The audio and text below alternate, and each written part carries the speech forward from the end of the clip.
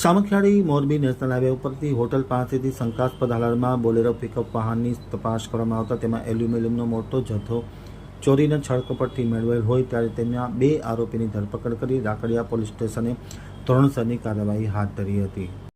ચોરી છળકપટથી મેળવેલ એલ્યુમિનિયમ ક્રેપના જથ્થા સાથે 2 શખ્સોને લાકડિયા પોલીસે પકડી પાડી ધોરણસરની કાર્યવાહી હાથ ધરી હતી.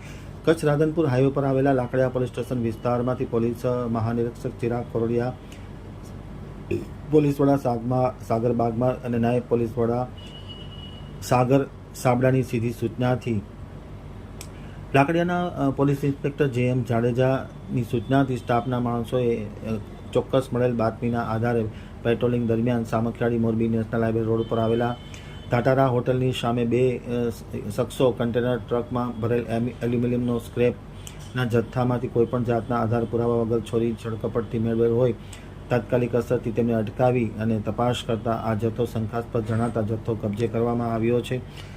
આ જથ્થામાં આરોપી તરીકે ખેતારામ બાબુરામ ચૌધરી, ઉંમર વર્ષ 21, રહેવાસી પનાણી ધતરવાલો, કીઢાણી, રાજસ્થાન, રિયાઝ ઇલિયાસ મનીહાર,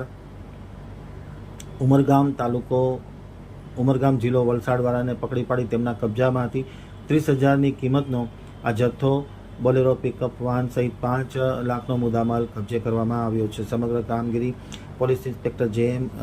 જાડેજા અને તેના સ્ટાફ દ્વારા કરવામાં આવી.